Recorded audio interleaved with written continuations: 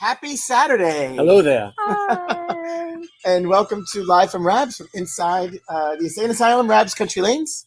So where did that come from, the insane asylum? I don't know. It just started last week. It just came up, right? It did. I mean, but you really think about what goes on around here. Well, yeah. Seriously. When it was just us, it wasn't so insane. But it is.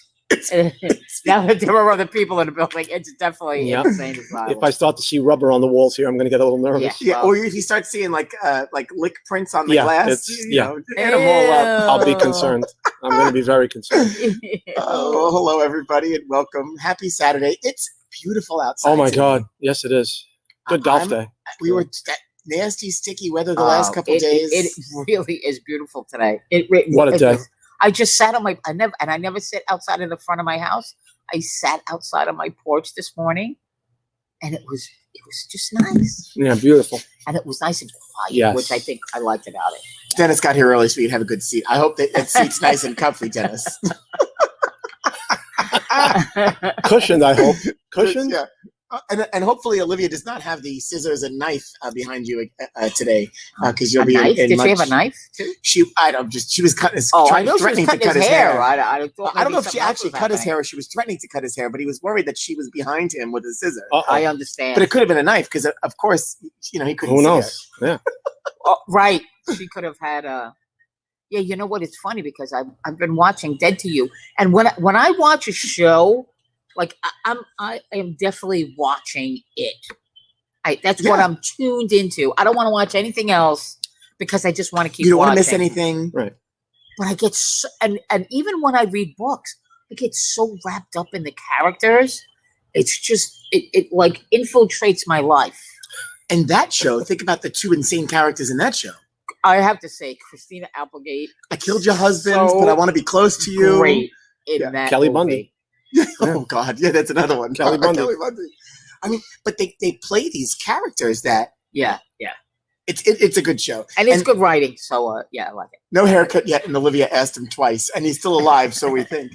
And now it's so easy just to keep watching shows because they're just there, right? And so you watch 8 at a clip, and all of a sudden you're on to the next one. I mean, 3 o'clock in the that's morning. what quarantine's been filled with, watching hours and hours of endless TV. Yeah.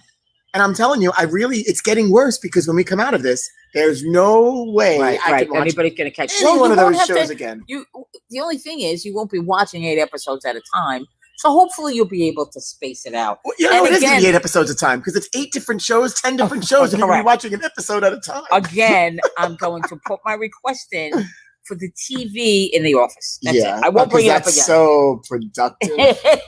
We can use it for plenty of stuff. I mean, we could put our YouTube videos. We could be out in the pool right now. We opted to stay inside. Kevin's watching us from the pool with his hard seltzer in hand. Who asked him? Who asked him? Ronnie. Nobody asked them where they were. Right. Nobody cares where you are as long as you're watching us. Sharing. That's nice. I like that. I love it. There's sometimes some oversharing. Yeah, sometimes. Or conversations between husbands and wives that are in the same house. Yes. Well, Joe, welcome back. Yes, thank you. We know it's Saturday when you're here to be with us. Yes, and indeed. grace us with your presence. Thank you. How was your week? Busy. Working from home has still been week 10. We just wrapped up week 10 working from home, but very busy. Some weeks busier than others. This week was busy with the shuttle launch, which right now it's 50-50 for today from what I heard. I was so bummed last week, Joe. Yeah. We were talking about it 4:30. I logged in about 17 minutes before. And as I logged in, yep, I know. And the poor guys, they're sitting there like this, which they're doing now. Yep. Probably have to pee, even though they should pee. Well, they have catheters. Yeah, but still. A little too much information, but they do have catheters. But it's so that was busy. And then President Trump, with whenever he's going to open his mouth and say something, we never know if it's going to be breaking in special reports, and then the riots. The news was not good this week. So, but Joe, a lot of special reports in news. Yeah, everything is breaking news and special reports because that's how you make your money. It's what they feel they want to interrupt shows for, though. And if you notice, well, that's the issue. Right, the interruptions. Yeah. But I mean, breaking news is how they sell commercials. Of course. But it's like some networks might cover it, other networks don't. What our news division deems breaking in worthy, other networks may feel, not worthy. And what they feel might be breaking in worthy. Vice versa. The ABC News head, who's Mr. James Golston, very, very nice man, might say, Nah, it's not important. Not So, important. Let's continue yeah. with days with our soap operas. yeah, but it makes out my job and my group, my team, we're busy because we're operations and we have to be ready in case they say go in it. So it's just, it was a crazy week. And I'm glad it's Saturday. There's definitely a lot going on this week. Yeah, I'm glad it's the weekend. And Yeah. yes. Yep. And it's a nice weekend. It's a nice weekend. So I am looking forward tomorrow. to leaving Looking forward to and it. I have bunch of things to do here, but Yep. going home Yeah. and just enjoying. Yeah, it's beautiful. Yeah, when the weather is like this, I keep looking outside. Yeah. Saying, can we? Yeah, And it's a day like today that we don't want the show to be at 2:00. you know. Yeah, No. definitely. It's been a good time because you can get Yes. things done in the morning. You take the break, you come in, but Yeah. now it's like I could be sitting outside, Yeah. a nice It's glass of wine. Oh, by Prime 4 o'clock. time. Yeah. yeah, that's I hope to be by well, 4 plenty o'clock. of time All right. in the evening to go. But we're gonna spend some prime time. Yes, quality time. Awesome. Quality time coming up. All right. Yes, QT. absolutely. Quality time. Pro Bowler Saturday. Yes, it is. Future Yes, Hall of Famer. Yes, She indeed. definitely is. Future Hall of Famer. Special guest with us today.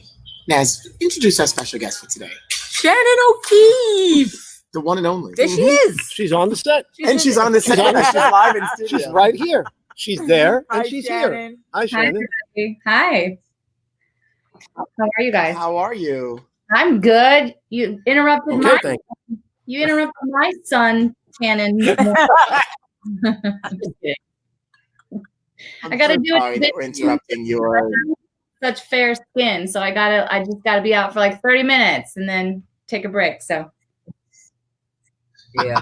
Yeah. Yeah, I understand that. I mean, although I had one day that I was able to like hang out outside, I haven't really done that yet. Yeah. But I'd like to. Make sure you use your sunscreen. How are you? How are you and Brian holding up? I mean, we're all cooped up. I'm sure it's tough being away from your girls, your team, and not being on the lanes working because you should be working and bowling right about now. How are you guys doing? we're doing great. It was definitely a really difficult pill to swallow when things ended so abruptly because we were just starting to head into postseason for all of our collegiate players, our guys and our girls. And our girls were a powerhouse this year. They were ranked #1 in the country almost unanimously. And, we definitely had our hopes up for potential bringing home a couple national championships this year. And so I actually think for an athlete, if you would have just lost and your season would have ended that way, it's better than always Not having to question Yeah. the unknown. Like my seniors and the other girls that were on the team with those seniors for the rest of their lives are going to question what happened. yeah. And, I hate that for them. So I told my seniors that this next year, if our girls make it to the national championships, I will personally make sure that they are there with us. Oh, that's awesome. Yeah, because, once you're a Bearcat, you're always a Bearcat. Even if you're just with us for a year, I don't care. You're still one of my kids, and I'm going to love you forever. And if I can play any role in helping make their dreams come true, then I'm doing my job. So that was a heartbreaker to start. And then you just kind of like turn into normal life. And we're so used to being on the go from January 1st until literally the second week of December. Like, I'm not even kidding, because we go from the college season straight into the PWBA. We have Team USA events fluttered in there, and then back to the college season. So when the kids go home in December, that's our only break for the whole year. So us being home for this long, not even going into the office, has been so bizarre, but so nice at the same time.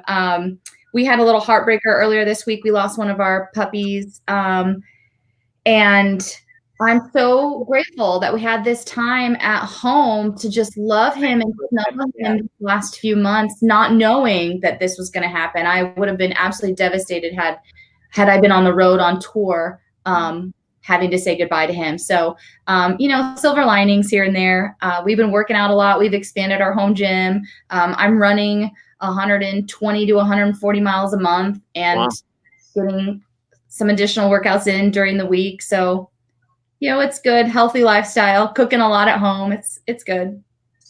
And you guys aren't used to being home, right? That's the whole thing. Like you're never, and so and things happen for the reasons at certain times. And so you're right, silver linings with everything, to the best of your abilities. And it's an emotional time, right? Yeah. And it's an emotional time. Forget about just what's happened in your family, but just everything around us. So being able to be home. But yeah, how many? This has to be a record for the two of you to be home together, let alone just being home.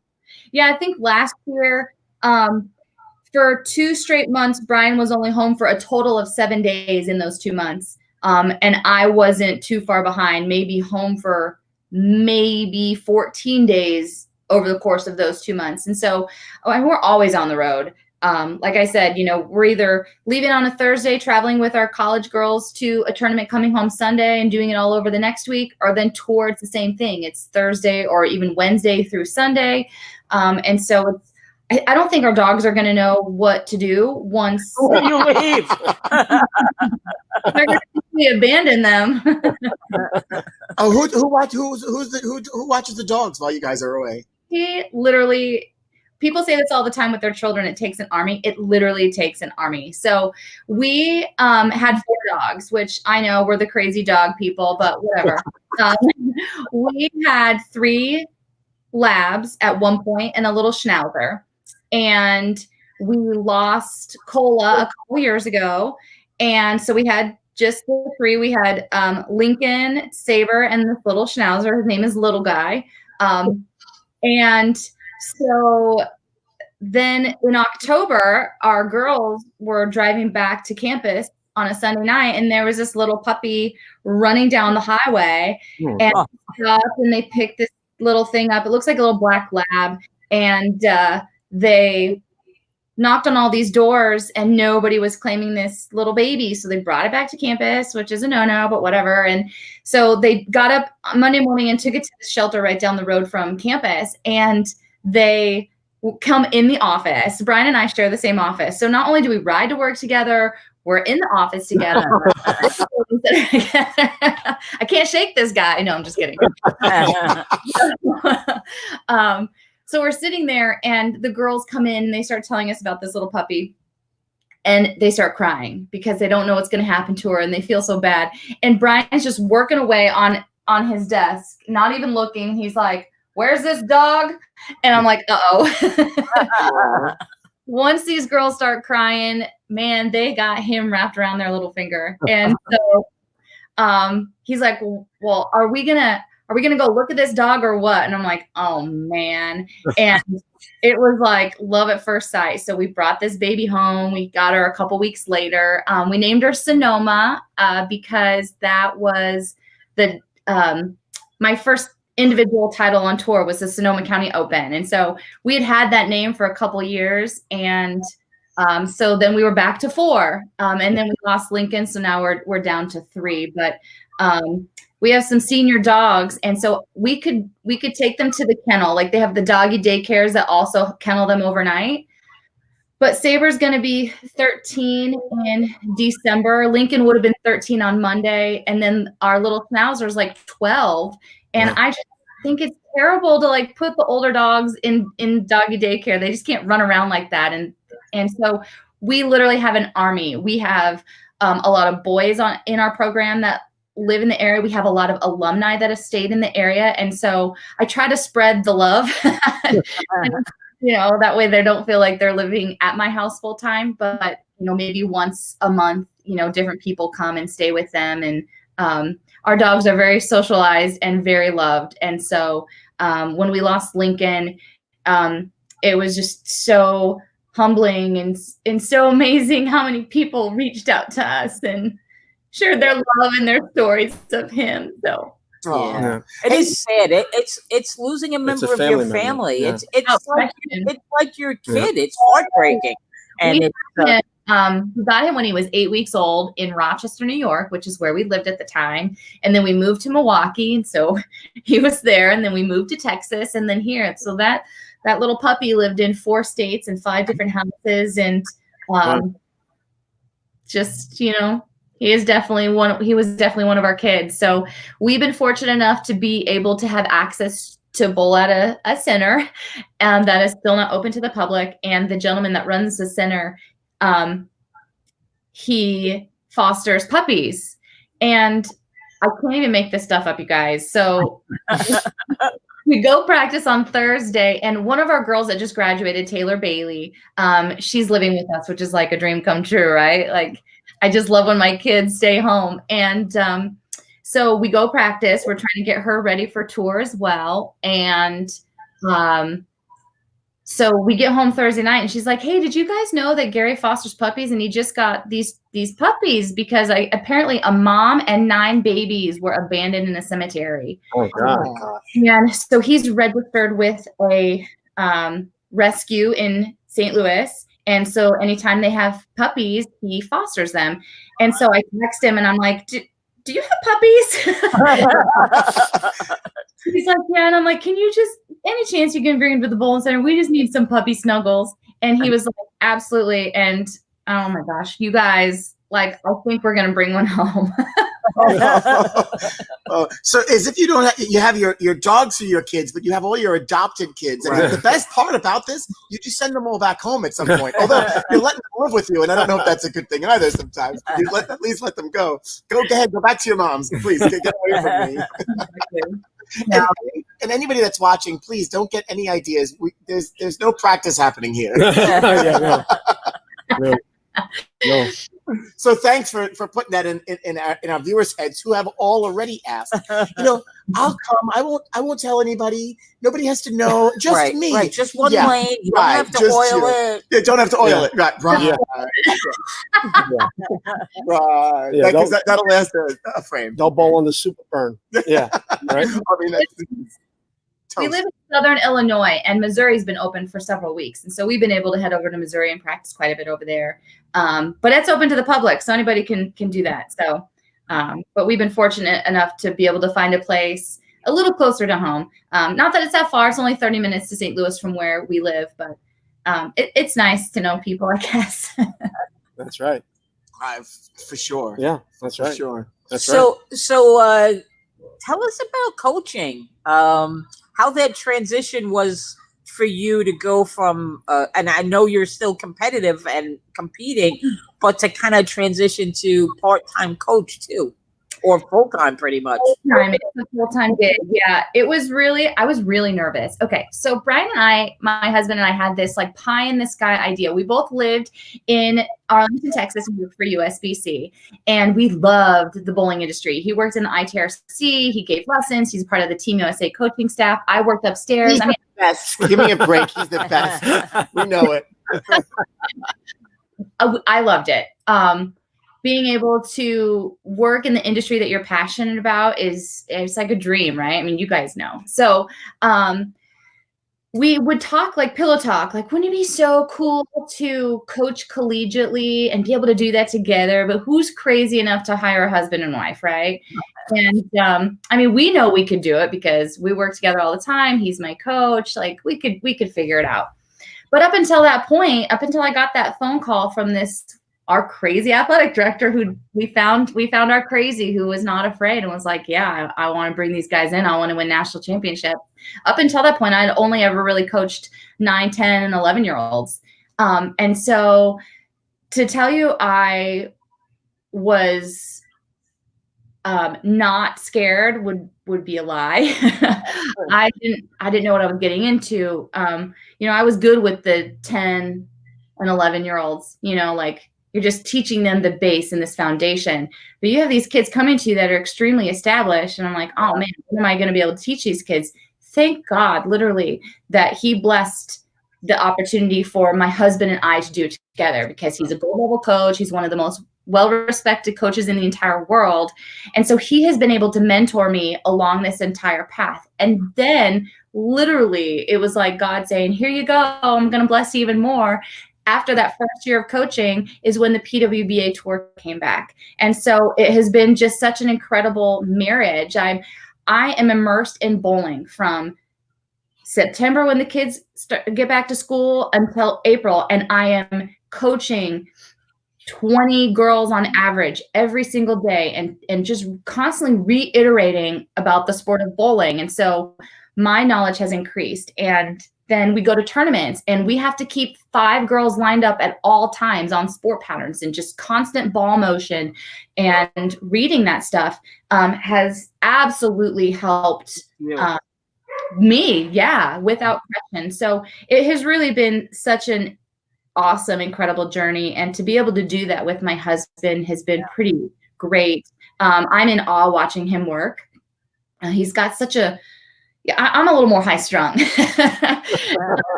He has such a sweet, stoic demeanor. When he gets mad, I'm like, whoa, that's just not normal. But my blood runs a little hotter, I think. And so we balance each other out so well. And it's just really, I really am in awe of watching him. Our kids are so lucky that they have access to him every single day. And it's been really cool having Taylor here because during this quarantine, like she's thinking about her future and bowling on tour and wanting to win titles. And all the kids call Brian DOB because his official title at McKendree is the director of bowling. So years ago, the girls were teasing him and they're like, we changed your name in our phone to Brian O'Keefe, the director of bowling of McKendree University, just being silly. It so quickly, has shortened to the DOB. So they just, and it's so cute to hear their little voices across the room say, DOB, blah, blah, blah, blah, blah, and asking all these questions and to hear how sweet he is with answering them and his patience. And he's just really taught me to be a better coach. And so we're just really, really blessed to be able to do what we do. And then to watch our kids go on to be successful, to make junior Team USA, to win world championships, to make adult Team USA. I've had several girls now that have been my teammates. Like, how crazy is that? Wow. And then to be able to watch them then take those steps onto the PWBA has just been pretty awesome. And to know that Brian and I are playing a role in that, I can only imagine as a parent the amount of pride we have for these kids when we watch them compete and be successful is how it really feels to be a parent. Yeah, absolutely. That's a great answer. That's a very good answer. Hey, so Shannon, before there's a question from our viewer, but it's a good thing because it's good. It's funny, but it's good. And I have to go back. So last week, it was a couple weeks ago, we were talking about you coming on the show, and Naz, without a thought, said Stephanie O'Keefe. Oh. And then I looked at her, I was like, no, Stephanie Johnson was already on the show. Let's try this again. Oh, yes. And so it's been our joke the last week. It's been a running joke. But however, it's kind of common that this happens. You guys are good friends. You literally have no idea how many times I'm called Stephanie and she is called Shannon. I don't know. I didn't watch the show that you guys had Stephanie on, so I don't know if she told this story or not, but I was bowling the Lucy one year and she didn't bowl. She was off doing a clinic somewhere. And I text her and I'm like, girl, let me know when you have a second. I got a story for you. And she's like, same. And so she ends up calling me. And I was taking my bowling balls out to the car and I still have my name shirt on. And this lady chases me out the building and she's like, wait. And I'm like, hold on, I'll be right back. Let me just throw my bowling balls away. She's like, okay, thanks, Stephanie. And I was walking with April Ellis at the time. And she was like, did she just call you Stephanie? I'm like, yeah, it happens all the time. It's fine. And she's probably just confused. And so when I'm walking back in, she literally hands me a photo of Stephanie and wants me to sign it. I'm like, oh, that's not me. Well, the same day, Stephanie is at this clinic and this guy comes up to her and he's just like, oh my gosh, you're my favorite, blah, blah, blah, blah, blah. I have your bobblehead. And Stephanie's like, well, that's weird. I don't have a bobblehead. Are you sure you're not talking about Shannon? No, I know for a fact you're on my desk. I look at you every day. You're my favorite. So I guess the next day he came in and brought my bobblehead in and said, I am so sorry. But you're my favorite. I know all about you. But it happens all the time. And honestly, I mean, she's tall and beautiful and whatever. People want to call me Stephanie. I'm okay with that. Well, and of course, that relationship has blossomed. So you guys always have some fun in the social space as well. So that's cool. And I could say, I mean, I don't see it, so I don't get it, but that's okay. Right, I know the two of you a long time, so maybe that's why. But it's just funny. But at the same, that's true. But at the same time, it also shows we talk about this a lot. The accessibility to our pros is very different. So when you finally get to meet them and have that opportunity, Right. Yes. you're also lost in the moment. Right. You know, oh, well, look at this. So Stephanie, thank you. That's Yeah. how the whole kind of Shafani thing blossomed. So we've been members of Team USA. We both made Team USA together the same year, 2005. And we've been on the team ever since and traveled this world. And I grew up with 5 brothers. I believe God just knew I needed a sister. And There it is.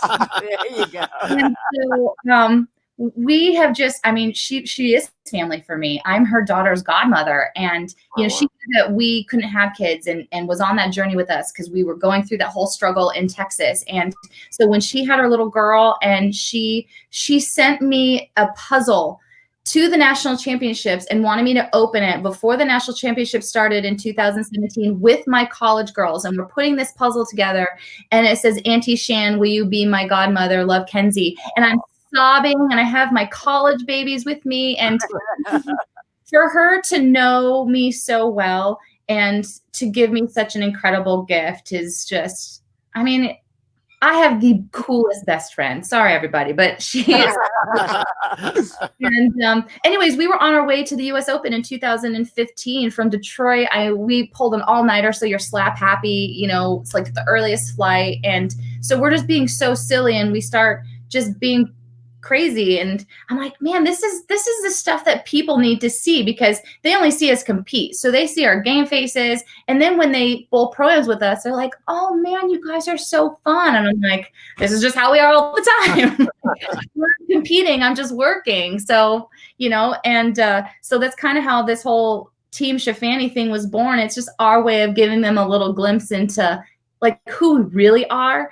And you're right. At times it's made people maybe feel like they know us a little too well, but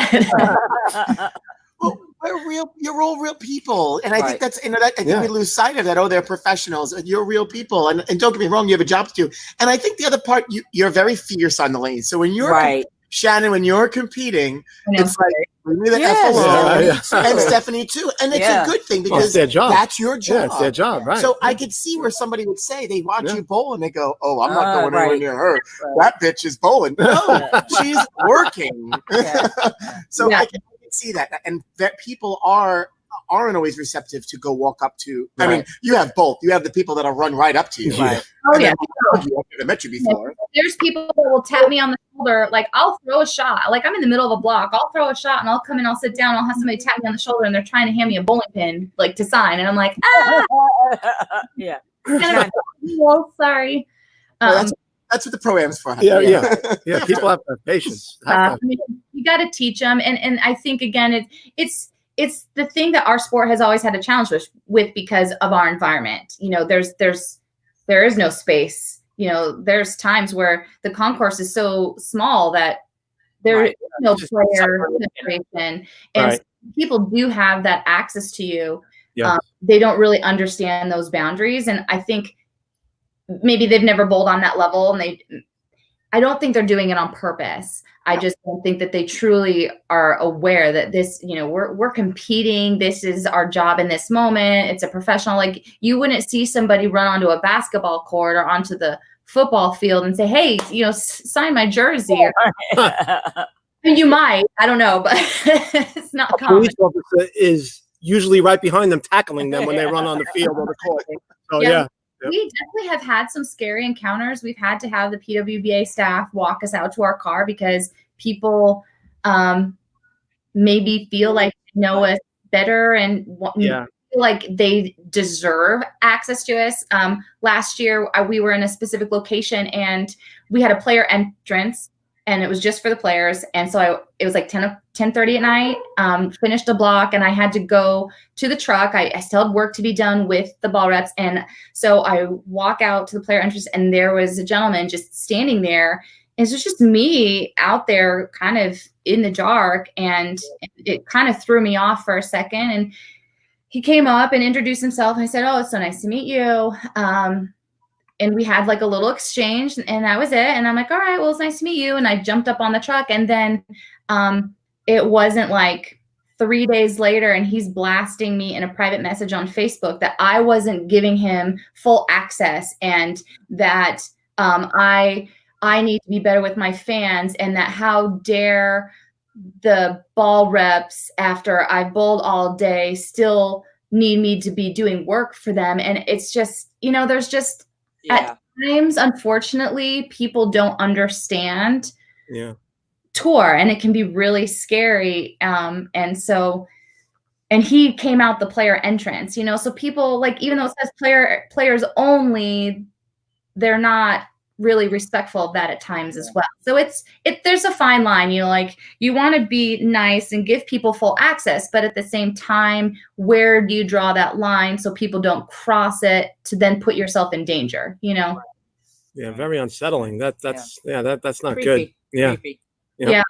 So there's a question from a viewer that asked, how has your faith made a difference in your approach with your girls and with your own bowling?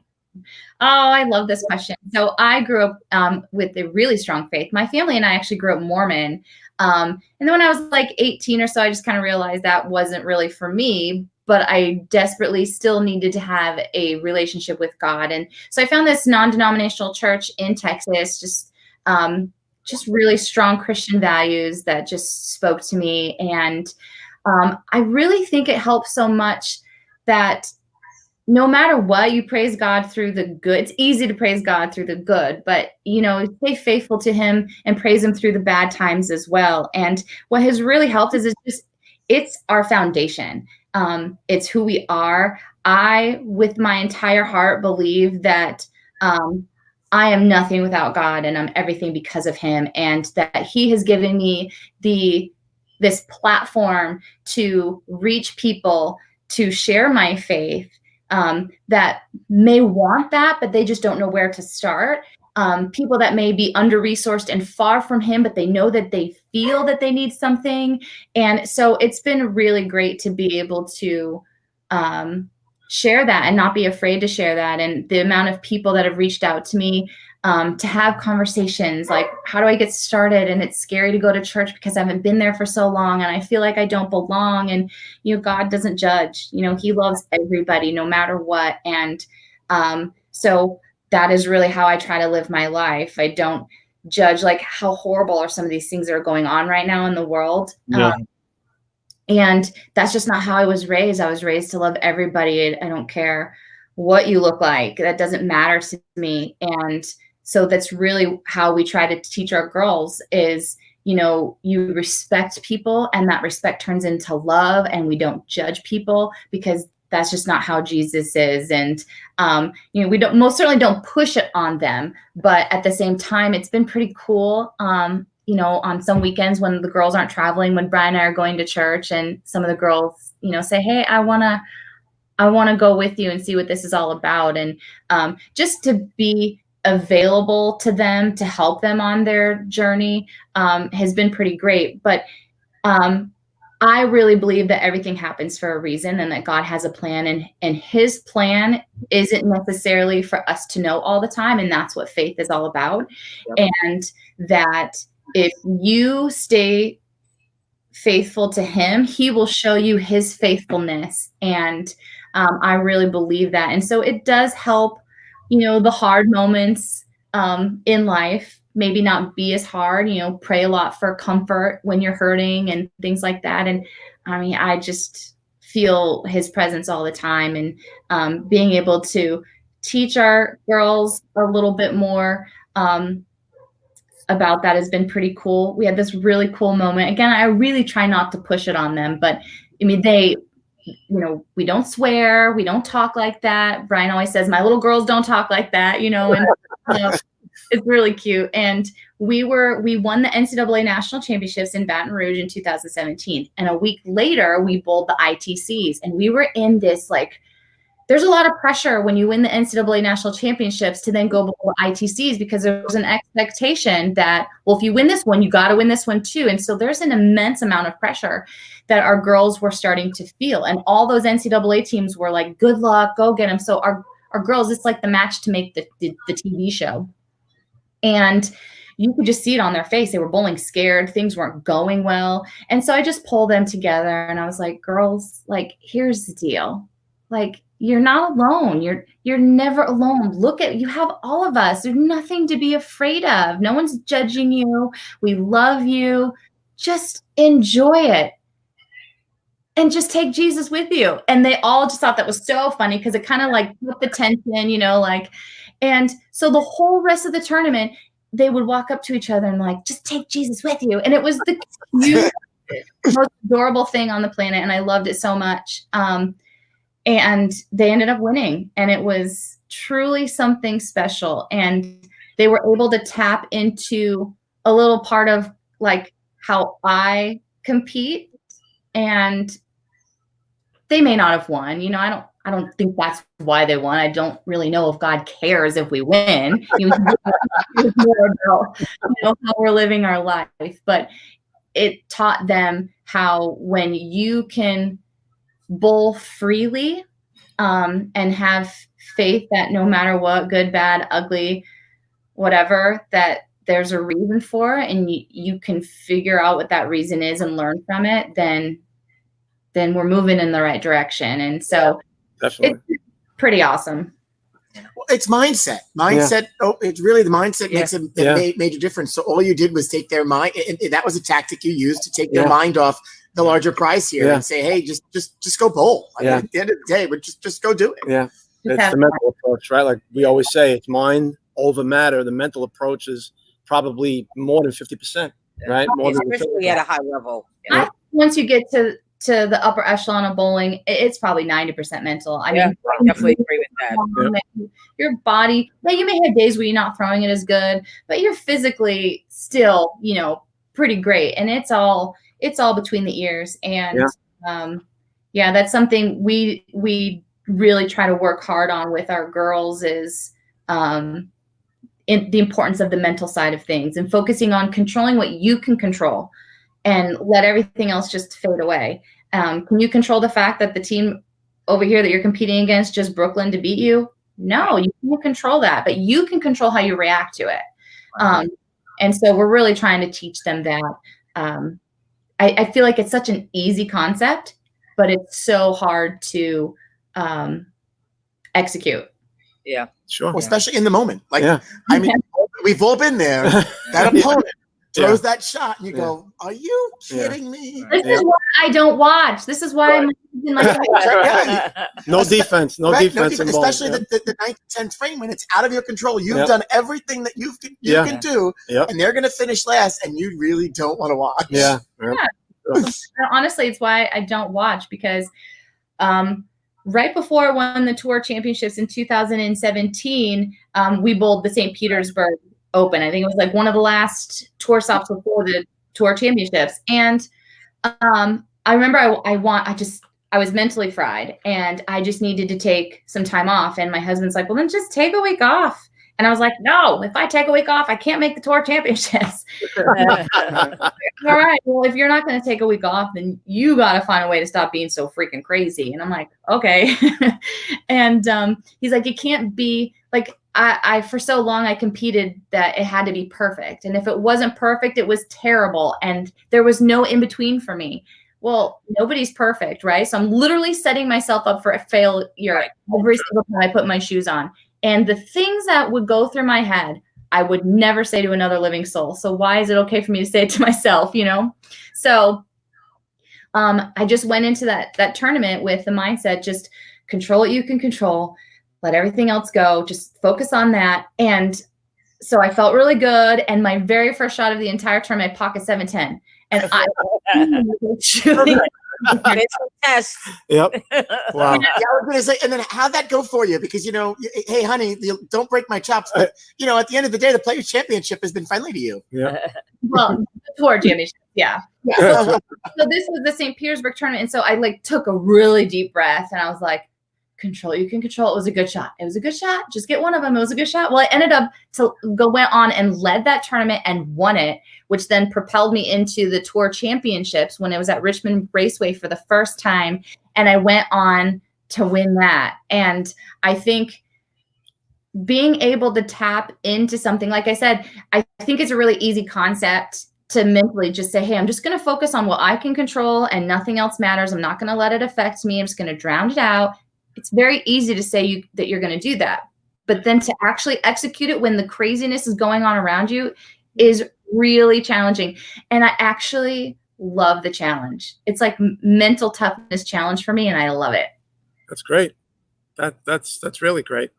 So I'm going to jump in, Shannon, and ask a couple of off-the-cuff, non-bowling related questions. All right. Okay. Uh-oh. So we've entered the gauntlet. We've entered the gauntlet. So some of our friends here, including me in the bowling community, we want to know about those pictures behind you that speak golf. So we see the Masters. Yeah. And is that a caddy shack? Hold on. Let me move it for you. Okay. Yeah.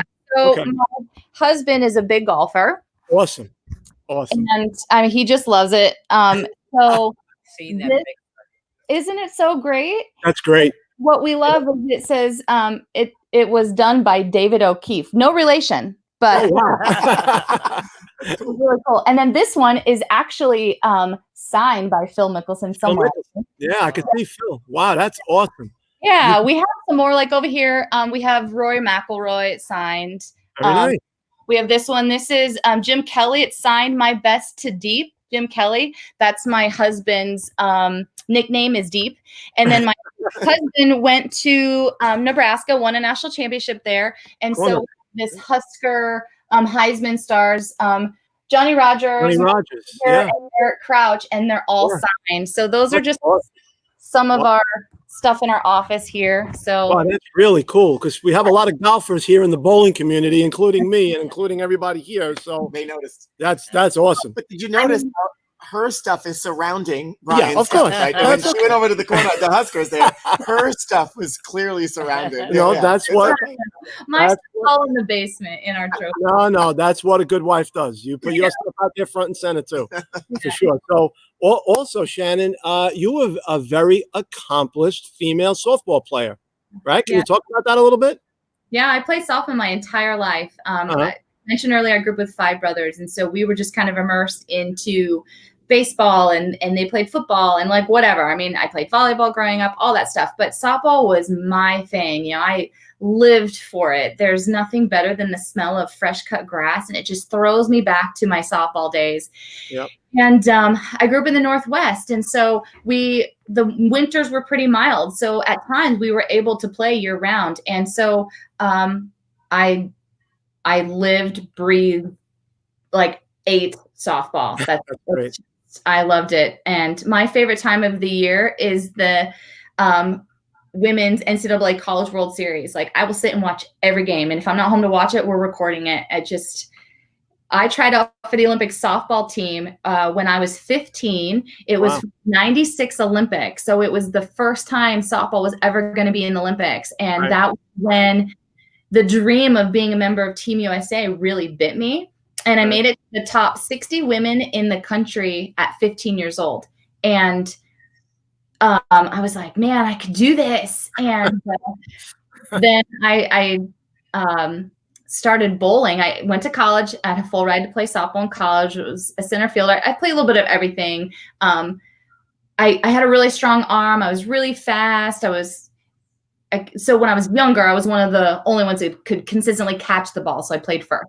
And then once they saw my arm and it was a good infielder or whatever, then I started playing shortstop. And then as I got older, then the coaches saw my speed and that really developed. So I was fast, I could catch anything, and I could throw it really hard and really far. So center field became kind of my domain. And I loved it because I felt like I had total control of the entire field. Sure, yeah. And I actually was just talking to my dad about this the other day because I'm just so stinking competitive. And he's like, where did like internal drive come from? I said, well, nobody knows this, but every single inning, my entire life that I played center field, I had this game that I would play where I had to beat the pitcher and the catcher into the dugout in center field.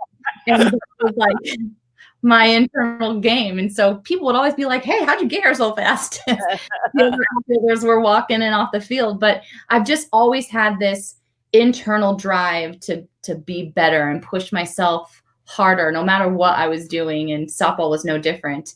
I played on the best team in the Northwest. We went to nationals several years, won state championships. I mean, just all sorts of cool stuff. I've broken both my ankles twice playing softball. I mean, like, we're all in, right? So it was just, it's the love of my life when it comes to sports is softball. Yeah. So I didn't even start bowling until I was 16. And it was softball all the time. Did you ever face Jenny Finch? No, she's younger than me. So you didn't get to wear so it would have been awesome to play, so close to play in the Olympics, right? In Atlanta, 96. But then 9 years, so you took up bowling the following year, but then 9 years later, you're wearing a Team USA jersey in this new sport for you. I mean, and then you're still wearing that jersey. 15 years. So crazy that when I first was like, thought I was good enough to make, or at least try out for Team USA, I was like, man, like how many people have the opportunity to try out in 2 different sports to be a part of an Olympic country? Like, how incredible is that? And so it was right when the tour folded, and at the time they didn't allow professionals to be on Team USA. And so I actually left tour a year earlier to get my amateur status back because I just was not ready to compete against the Carolyn Dorn-Ballards and the Wendy McPherson. I mean, they were so amazing. And I was that girl out there that was just like starstruck watching them compete all the time, And so I had no business being out there that young. I wasn't ready. I'd only been bowling for a couple years. So I was like, well, I still want to compete at a really competitive level, and I can get my amateur status back, and then I could maybe be on. Okay. And so that was my plan. And then I came home. I had to sit out for a couple years to get my amateur status back. And, it was different rules back then. But then I tried out, and I was just so excited to be on that team for just a year. And then it turned into a second year, and then a third year. And it has been one of the most incredible rides, and very humbling to know that I'm still good enough to be part of that team and to represent our country. And I've always been very patriotic. I think a lot of that has to do with, grandparents and stuff that were in the military growing up. But then being able to wear the red, white, and blue and represent your country in something that you love to do, and then to hear that national anthem play because of something that you did, you guys. Yeah, that's great. That must give you goosebumps. All right. I mean, that's just now. Yeah. Yep. It's pretty cool. So, a bowling question now that I asked the off the cuff questions. Okay. How did you, and our very first guest when we started this show was none other than your mixed doubles partner, Billy O'Neill. How did you guys hook up to become mixed double partners? Okay, this is actually really great. So I used to bowl the Lucy with Wes Malott, and I adore Wes. I love Wes, but we did not mesh together on the lanes very well.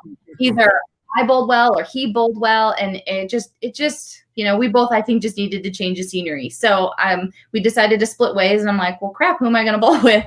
And so I actually conned my husband into bowling with me. It was still when he was bowling enough, and he was like, yeah, sure, I'll bowl. And we bowl, and we win, and it was so awesome. Well, he was part of the Team USA coaching staff, and he would go down and coach Tournament of Americas. So that next year, Brian and I were going to bowl it together again. And then at the beginning of the year, they come out with the schedule, and they had moved the Tournament of Americas event, and it now conflicted with the Lucy. So right at the beginning of that year, Brian's like, we need to find you somebody else to bowl with. And I was like, oh man, like everybody's taken. He's like, well, let's just look up the list of people that have bowled in the past, and let's just see if we can come up with somebody that hasn't bowled. And literally the first person we both thought of was Bill. And so I just reached out to him and sent him a message. Was like, hey, would you be interested in bowling this tournament? And he was like, yeah, of course. And then we win that year, which was pretty awesome. So then the next year, he sends me a message because there was a regional, like an hour from his home, that was paying 10 grand. He bowls for a living. I don't. So he was like, would it be okay if we didn't bowl this year? So I can bowl this. I was like, 100%. I'll find someone to bowl. No big deal. he's like, but just for a year. And I'm like, just for a year. Yeah. You know? And so I bowled with Fagan that year, which was so fun to bowl with Mike Fagan. And we finished like 3rd or 4th or something like that. And then Bill and I bowled together, and then we won back-to-back years. And those back-to-back titles were my first PWBA titles. So pretty awesome stuff. We just mesh really well together. You know, I like people that shoot it to me straight. I don't want you to blow smoke. If I'm throwing it like donk, I want you to tell me that. If I'm if I'm making stupid decisions, just, you know, tell me, help me out. And so we communicate really well. And obviously I'm very confident in him. He's incredible and he's so fun to watch. And when you have a partner that respects you and doesn't care that you're a woman or not, and if he's struggling and he takes your opinion into consideration, that's a good thing. And because throughout my bowling career, that hasn't always been the case, you know, like, well, you're just the girl. What do you know? But he's not like that. He's one of the most respectful people I've ever met. And he's absolutely the funniest person I've probably ever met. So it's been a really great little duo that we have. So you guys make a good pair. You guys make a good pair. Yeah, that's great. The last question I have is actually, I'm going to table the question I had because Naz kind of touched on it. It was about the college bowling. I'm going to go back to our board here, and our friend Kevin. That's a good question. Our friend Kevin wants to know, who was the most famous person, not a bowler, that's in your phone or in your husband's phone? Oh my gosh. A non-bowler. Maybe it's Phil Mickelson. I don't know. I have no idea. Non-bowler. I feel like that's all that's in my phone outside of my family are bowlers.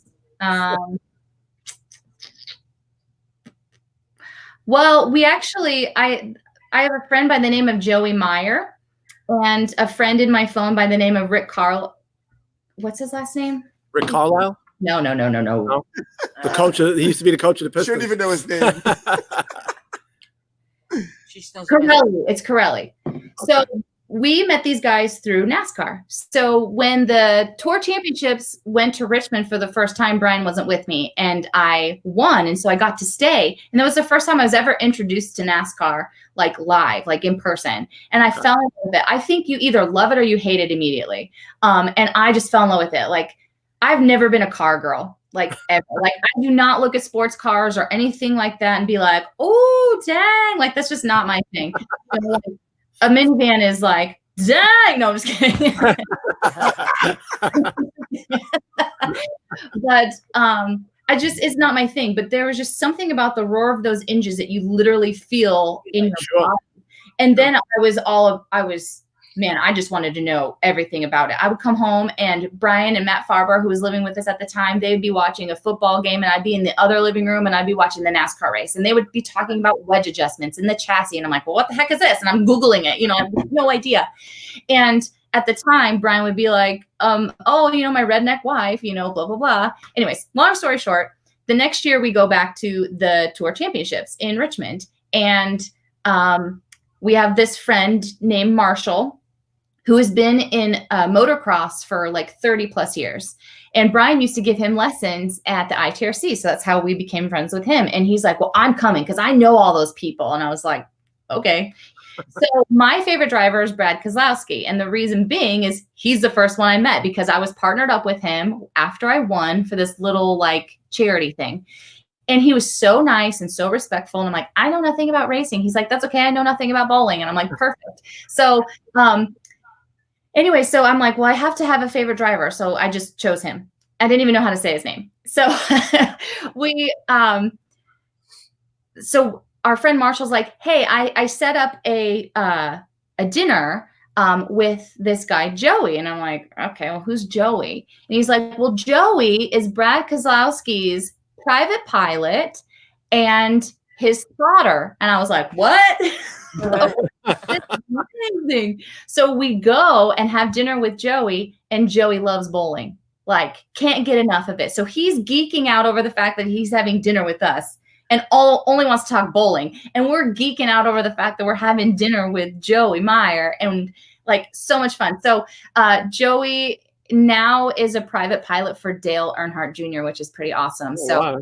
I don't have Earnhardt Jr.'s phone number, but I have Joey's. So That's close enough, though. That's a great story. That was a great story. And then Rick Corelli, he actually raced, and he actually is currently the spotter for Eric Jones, number 20.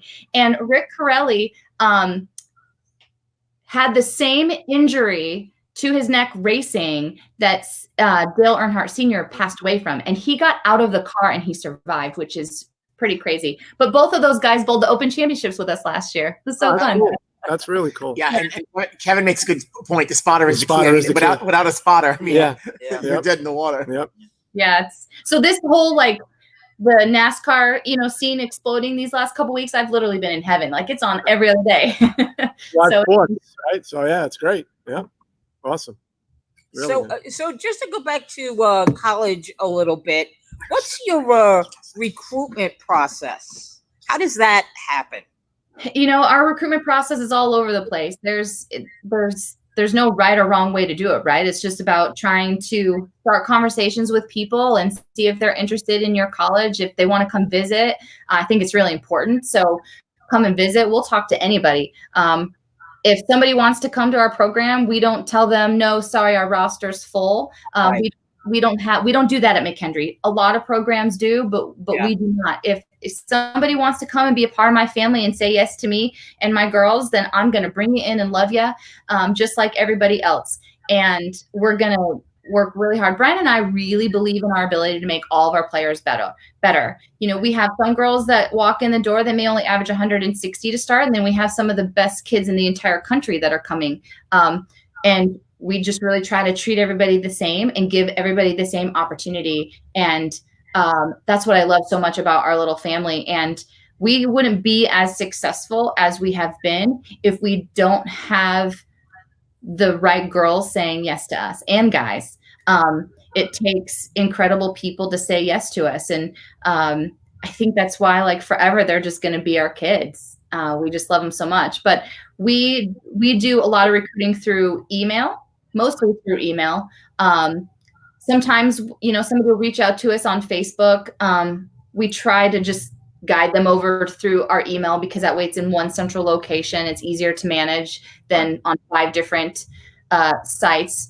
And then Junior Gold is always really big for us. That's where we get the kids on our radar. So we start looking at the girls and we have gone actually and watched some 12 and under squads at Junior Gold, which people think that might be crazy, but it's fun to be able to watch their development over the years. Yeah.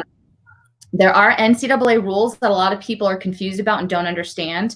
So as an NCAA coach, once you start high school as a freshman, I cannot have any contact with you, a family member, anybody in regards to you until June 15th after your sophomore year of high school. So a lot of people get confused by that. And so I literally will get emails sent to me at my McHenry email address from people that are freshmen in high school and want to start having conversations. And I can't even email them back and say, sorry. And so it's like I hold on to their names and I create a folder and I drop their names in that folder. And then June 15th, after their sophomore year, I'm emailing them saying, hey, sorry, I didn't answer, but due to NCAA rules, I wasn't allowed to. Right. And so that's like the biggest thing is I think sometimes people get turned off because they may be reaching out to us in the middle of their sophomore year. It's not that we're not interested. It's not that we don't want to start that recruitment process, but we can't. And so in about 2 weeks is when things really are going to pick up for us when we start reaching out to those girls that just finished their sophomore year of high school to really kind of start that recruitment process. But when they're juniors to seniors is really when it kicks into gear. It's when we start having a better idea of if we have athletic money to offer, if we can bring them in on an official visit, things like that. So, and we actually have some international girls on our team as well. So we're looking all over the globe to put together the best team possible to win national championships.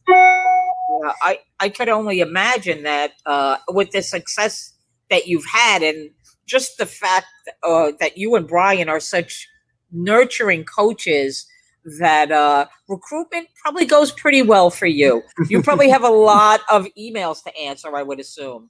Yeah, we do.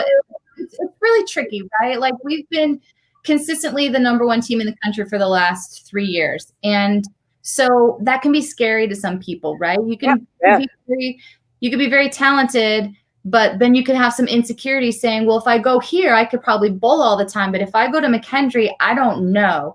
Right. And that's okay to have those feelings and maybe decide to go somewhere else. And we have no issues with that. If somebody doesn't want to be a part of our program, we don't want them to be part of our program. It just wouldn't be the right fit.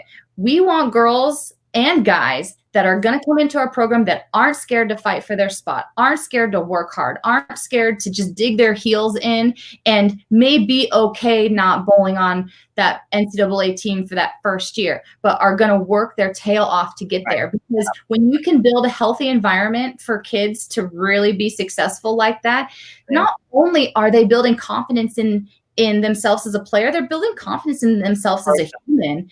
And so those are the kids that we want. I have this awesome story really quick.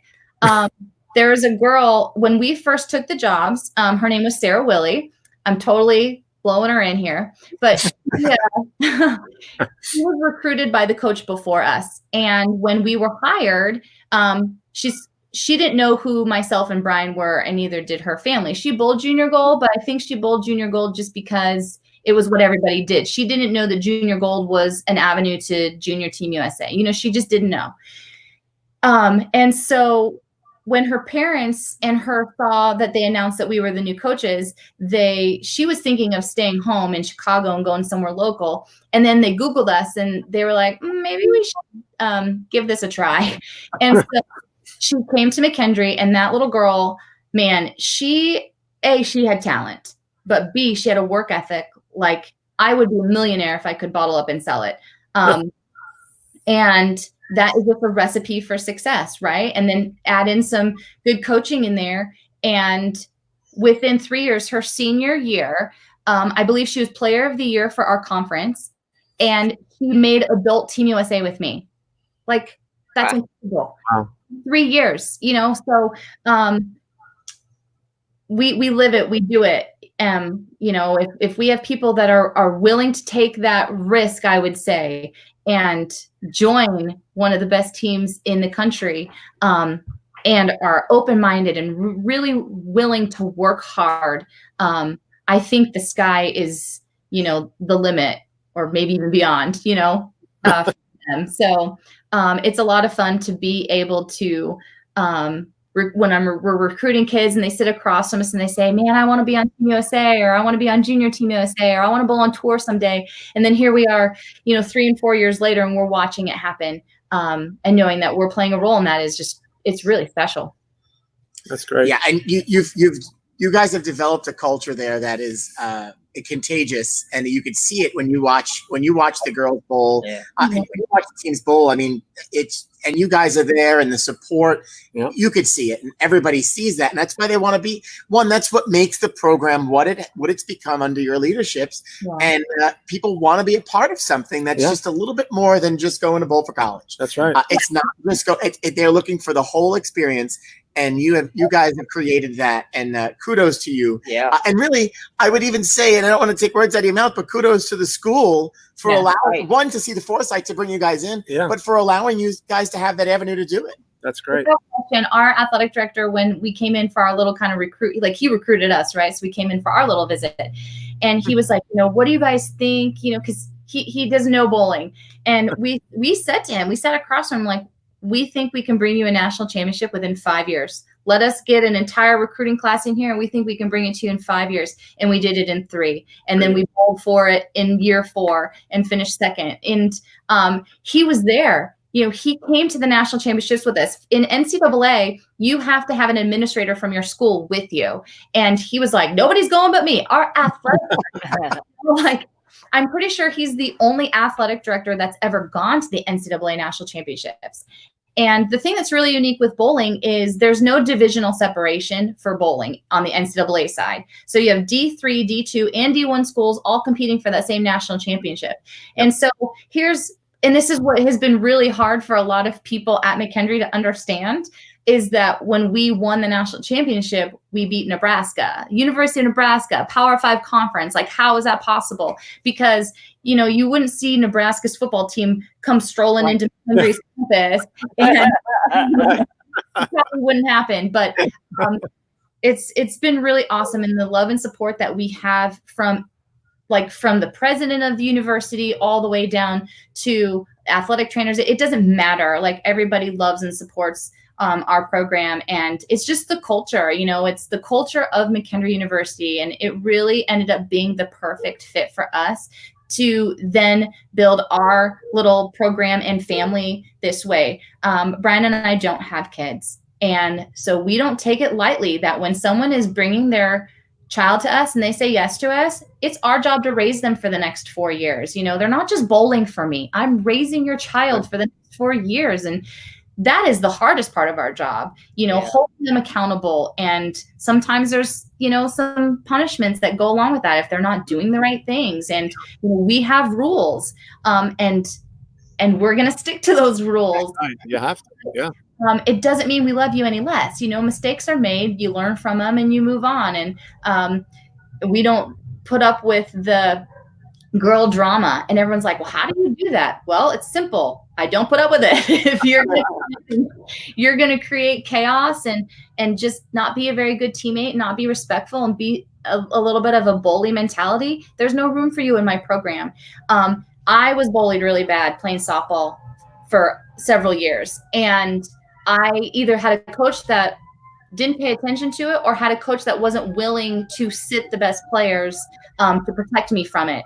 Right. And I always knew that if I ever had the opportunity to coach, I always thought I was going to coach softball, but I always knew that if I was ever going to be a coach of a team, that I had to be firm on my beliefs with that.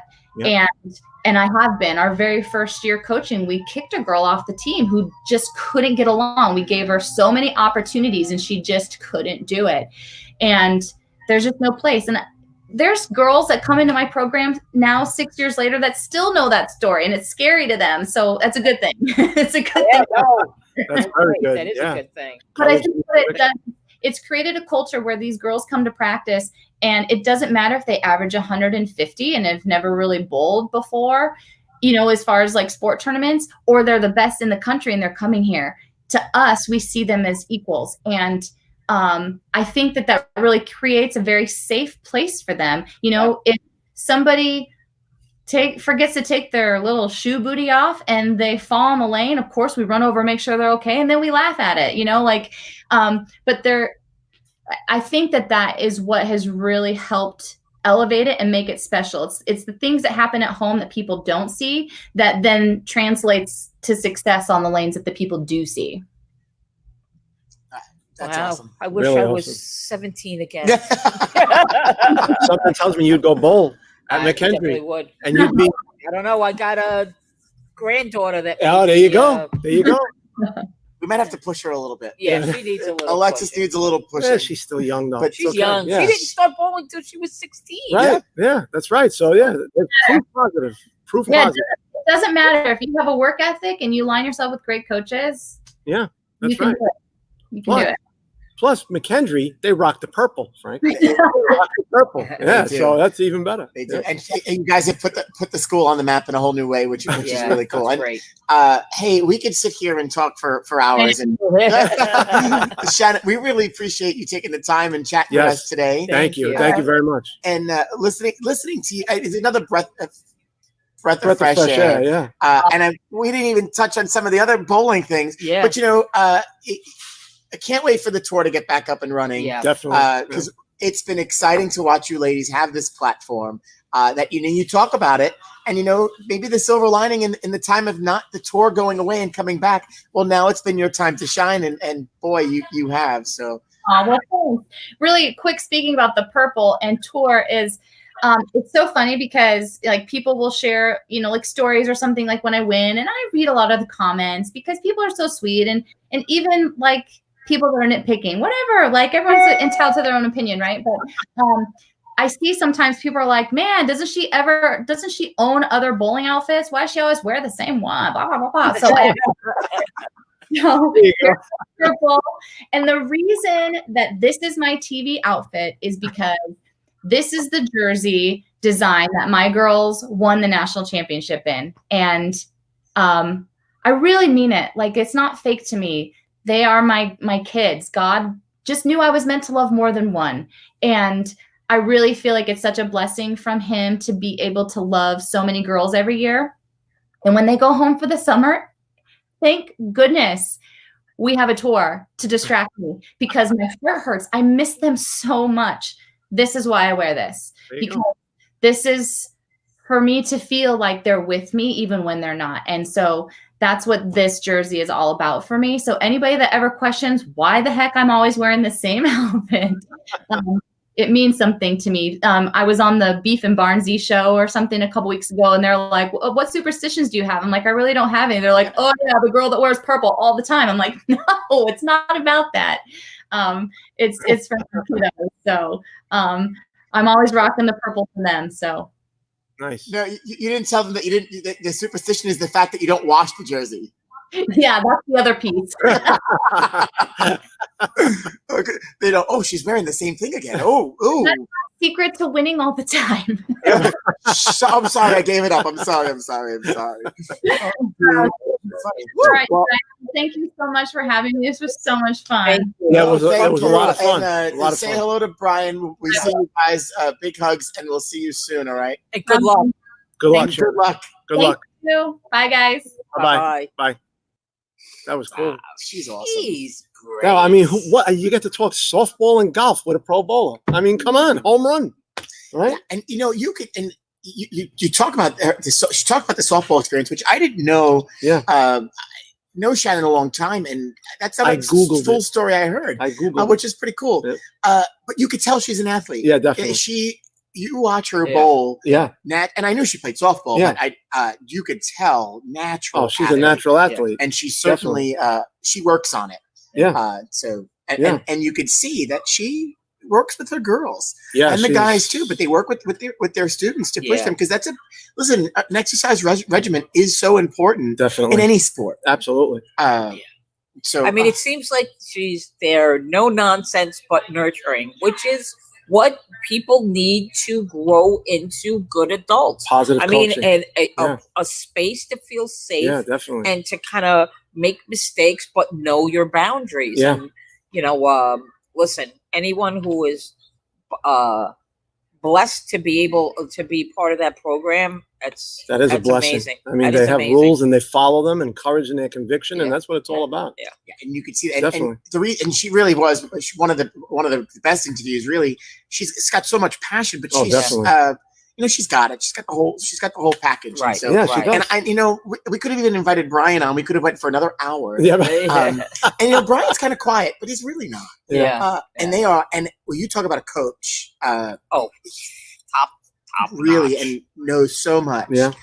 Walk you through them, and just they have it together. They have got this great gift. So awesome. And Shannon, again, thank you for That's really great. dropping in with us today. We really appreciate it. Yeah, Yeah. that's great. We look forward to seeing you back bowling. Yeah, Yeah. I mean, You know what? I didn't realize while she was speaking, the bowling ball that we've been using, this is from this one here? the 2015 Smithfield Very nice. Tour Championship. Very nice. Those were keepsakes that they did for that event. Really cool. I've been using it because it's the only PWBA ball I have, but it's that happens to be. Well, you haven't from been her. using it. Well, No, it's been not using holding it just for- been using it just for the life. for the For the set. cloth. Yeah, Using for it the cloth. set. Yeah. And a bobblehead. And the bobblehead. You're tapping. Yeah, tapping the bobblehead. You need there. a little knowledge. You need Yeah, a little that's- help. Well, she's such an accomplished athlete that I'm surprised this doesn't move on its own, because she's quite the Listen, here's an interesting tidbit. More useless information comes out of Joe We Cal. love it. We love Okay, anyone that knows, and you guys know, that best athletes on a baseball team / a softball team usually center field or shortstop. Yes. 2 Hall of Famers, Robin Yount and Paul Molitor, Oh, for the same team, Milwaukee Brewers, Milwaukee Brewers. came up as shortstops and both moved to play center field. later in their careers, and each won Gold Gloves at their respective positions. Wow. There So, it is. Dennis Constantino, more useless information for you. Well, wait, Dennis There you actually go. said it was the quietest It was you've been so quiet, far. yeah. You just jinxed it because here he goes. There you go. Yeah. But think about that Shortstop position. and center field. Think Yeah. about the Yeah. shortstop position alone. I mean, Yeah. Well, really, center field really, like the catcher kind of controls the infield. The middle inch. The, Right. the center fielder. I Yes. mean, you have everything in Yes. front of you. Yep. So I mean, you're directing your outfielders Yes. and that middle infielder. So yeah, that's probably why she liked it. She had to be She kind of tremendous felt athlete, like yeah. she was Yeah. controlling the Controlling field it. there. Yeah. For sure. Yeah. Yep. yeah, and she talked about being able to bowl in Missouri. Yeah, that's pretty There good. was Kevin brought it up. had Yeah, mentioned there's a tournament, they did yeah. they had an event there last night. It was one of the first tournaments, and they were able to get up and running. And so it's good to see bowling centers around the country get up and running and bowling. The tournament scene. Yeah.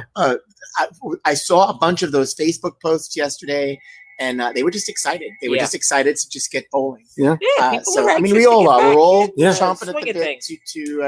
You're welcome, Dennis. to go into it.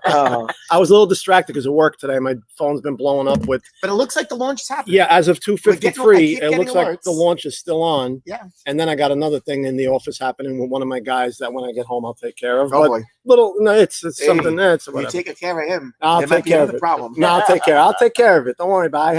I have his back. Right, I got a guy. Yeah, I got a guy who I got to help, and I got his back. It's fine. So I'll take care of that later. It's Saturday, and I was going to plan to open the show with this, and I forgot about it, but I'll share it now. This is for you, Joe. Happy Saturday, Mets fans.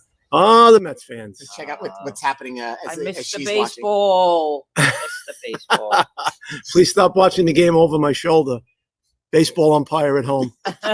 Steve Reich. I like it. I like it. There's no different than that.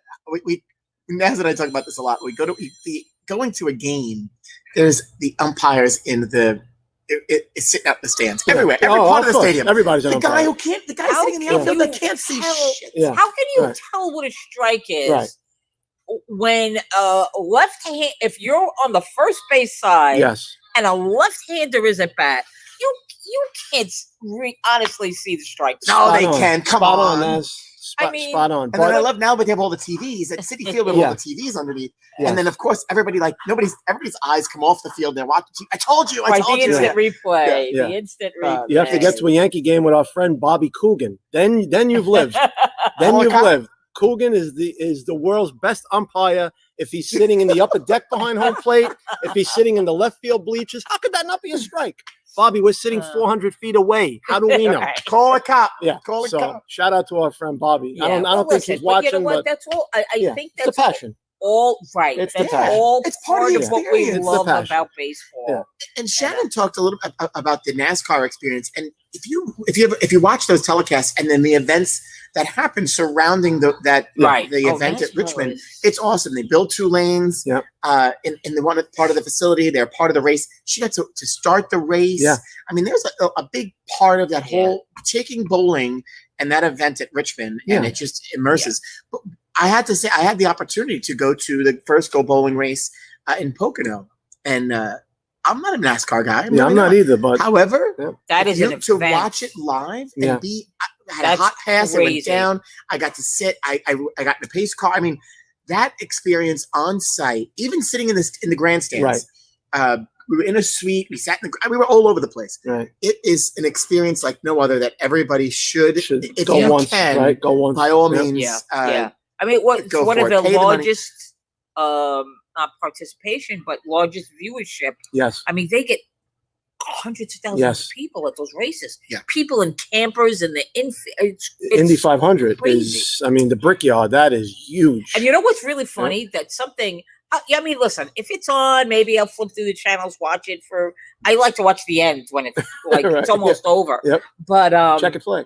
we went to on one of our trips to during youth games. Actually, Birmingham. we went to Talladega, Okay. and I was stunned. Now, when you watch it, the track looks flat. Right. But it's not.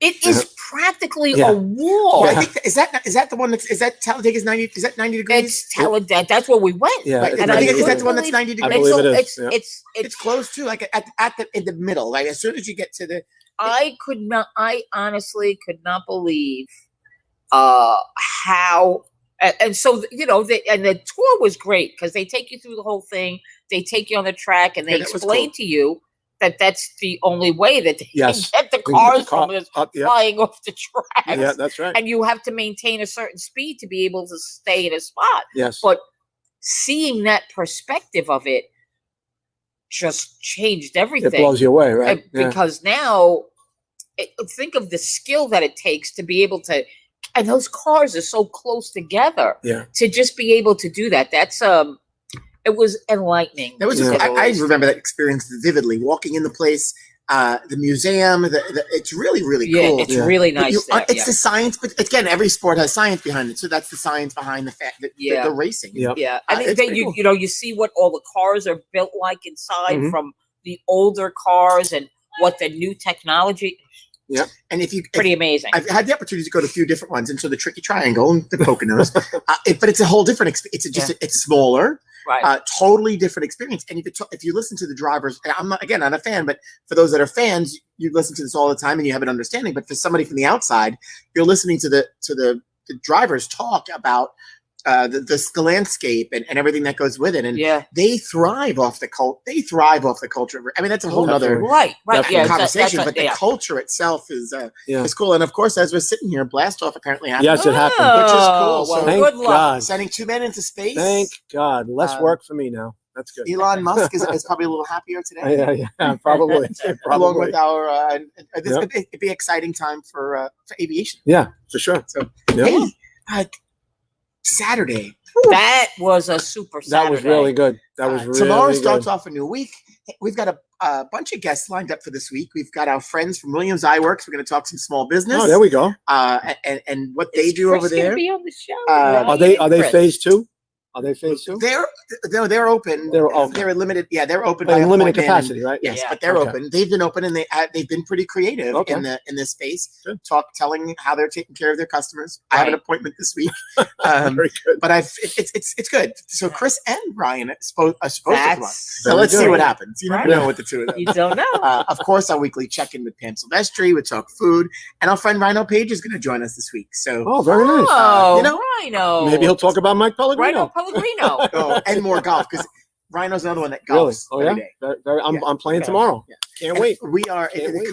every time I talk with him, it's always about I'm getting pictures on the golf course. I'm like, dude, and beautiful weather. I'm like, sure. Yeah, of course. Yeah, Of course. So we got another great week here on Live from Rabs. Yeah. We're gonna wait, Naz.